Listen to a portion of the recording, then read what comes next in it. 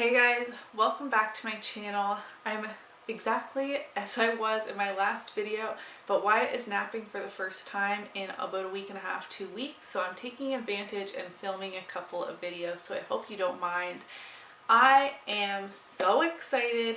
This is the start of another project pan. I know, I'm crazy. This is number 6, but I do have one ending later this month, so 5 is still a lot, but here we are. And this one is called Mission 100% Cruelty Free. This was created by my gorgeous friend Sarah. You may know who she is because we are also collaborating on the whole collection project pan, just me and her. But with this particular project, she has opened it up for everyone who is trying to transition to cruelty-free beauty. So you are welcome to join, similar to how I did my graveyard project pan. If you want to join in, we would love to have you. So this is obviously a project pan in which our mission is to have our collections be 100% cruelty free. Sarah and I are both transitioning in such a way where we did not go and throw out or give away all of the products in our collection that were not cruelty free. We just no longer buy products that are not cruelty free, which means we need to use up the products that fall into that category that are from those brands that are not cruelty free. This project is being updated every 2 months and we are working on 5 products at a time. This is a rolling project, obviously, in order to get to 100% cruelty free. Once we reach our goal on 5 products, we can do a refresh, and if there's any products that we're really bored of, are not seasonally appropriate, we're just sick of using, we can put them away and pick 5 brand new products to work on if we so choose. I think this is a really manageable way to do this. Having only 5 products feels really good to me, and I tried to pick products that won't be competing for attention amongst the other products that I'm already panning. I believe that was all of the information. I feel like I've had way too much coffee today. Definitely head over to Sarah's channel. She will probably have a more in-depth explanation on this project, as it is her project and I'm just joining her.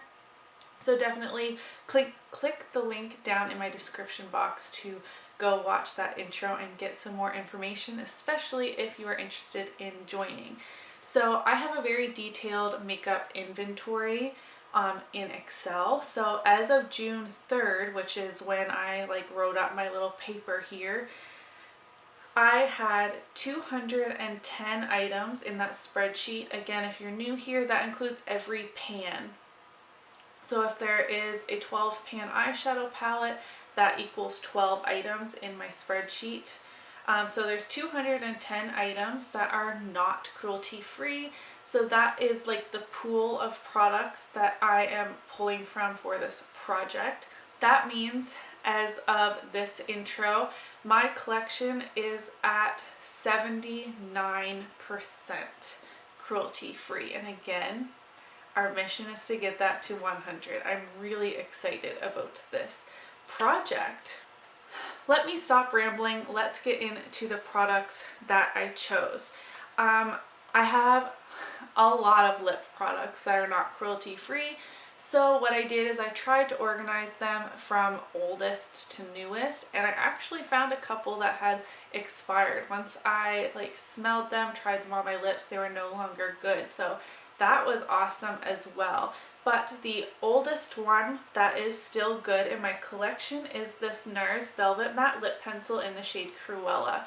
This was a birthday gift in 2014, 2015, around there. It's quite old. It is just a sample size. It doesn't twist, so I think you sharpen it. I guess we'll figure that out once I get to that stage.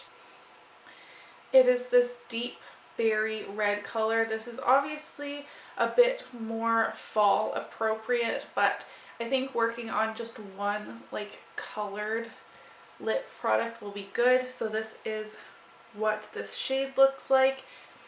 Here is how big it is if we measure it up against my hand here.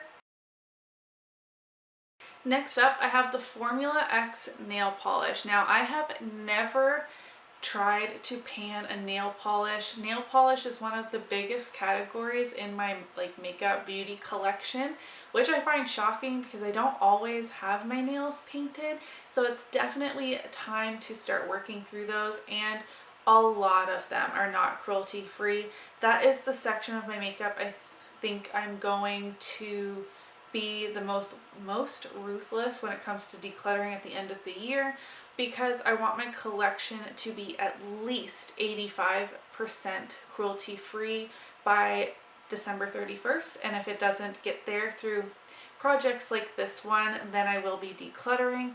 And so nail polish is definitely an area I need to turn my attention to. I'm starting easy. I'm starting with a little mini one here. How much is even in here? 4 mils of nail polish. That is what, about a third of what's typically in a nail polish? I'm not even sure. I think I did say this is in the shade Wingwoman. It is what I have on my nails right now. It is a very vibrant, deep, like pinky red shade. And I think this is going to be really, really great for the summertime. This is going to look great on the toes with the tan or on my hands. Now I will say I just did this yesterday and it's already chipping. So this is a polish I'm going to have to reapply often, which hopefully will mean that it doesn't last too long. Now here is where we are starting. Let me know if you guys prefer me showing them like this. It does take me about twice as long to film. There's that marking there on the nail polish. Or if you prefer how I've been doing it all year long with that wooden background and you get a really good clean close-up shot of the products. I'd love to hear your feedback. For this video, this is how we're doing it, just to try something new. But if you prefer it the other way, then I'd be more than happy to go back to filming with the wood background. Very similar to this.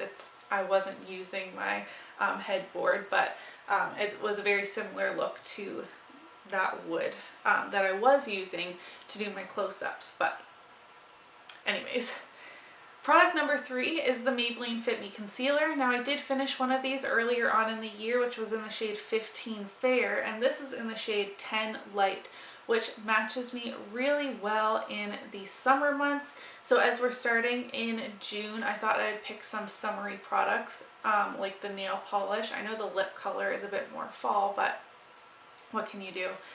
And that is where I am on the bottle. I have a little less than half. I think it is more than reasonable if I really focus my attention on here to have this finished up by the end of the summer. The Maybelline Fit Me Concealer formula was one of my favorites. It's lightweight, it's hydrating, about medium coverage. It has a bit of like a luminous, healthy finish to it. But Maybelline's not cruelty free yet. Hopefully they will be like CoverGirl and transition into that, but it's gotta go. It's also really old, so regardless, it needs to go. I mean, it doesn't smell bad. The formula looks the same and everything, so I think this is something I should be able to have gone maybe even by the first update, which will be August 6th. Next up, I have another Nars product, and this is another mini. This is Laguna. With my powder products, my goal is going to be originally to hit pan on everything and then circle back around and then try and finish them up, just so I don't get bored and I have products sitting, if that makes sense. So this project doesn't have an end date. It ends when all of your non-cruelty free products are used up. So in saying that, my goal is to hit pan on this originally, and then, like I said, rotate through all my powder products. That way I want them all to have pan, and then I'll circle back to these and finish them off. This is just a little guy. This is 2.5 grams. This bronzer is much too deep for me at my fairest. I can only use it in the summertime. It is quite deep. It has some gold shimmer in it, so I think it is going to look really nice during the summer. Nars used to be cruelty free a couple of years ago, but aren't anymore. And this is where we're starting. It doesn't really look very used or anything. Definitely no pan, no dips, nothing like that. But this is where we're starting. The last product I'm including in this intro is the Rimmel Stay Matte Powder. I love this powder in the summertime when I'm super oily. It does really absorb the oil and keep things looking matte all day long. It's pretty old. It's not cruelty free, so for all those reasons, that's why I'm including it in this project right now. I think I will get a lot of use out of it this summer. I can still kind of see the embossing on here, but not really. I do have a bit, like a tiny dip going on in here, but I mean not that much progress compared to a couple of my other powders in my collection. Again, the goal will be to hit pan on this product, and then we'll circle back around at some point. But this is where we are starting.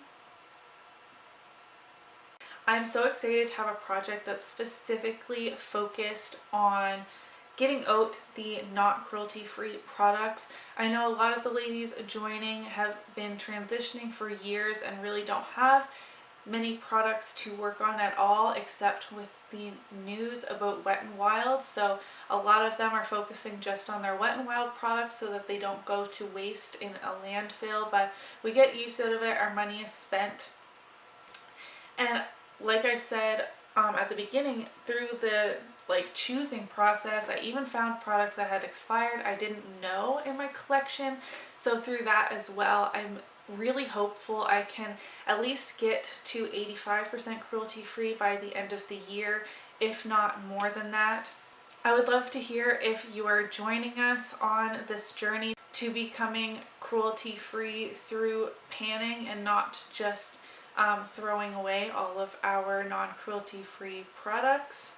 Thank you to Sarah for creating such a fun project, and I'm excited to watch everyone's intros. We have quite a few people joining us, and I'm sure there will be a playlist.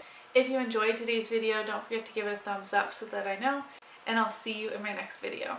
Bye!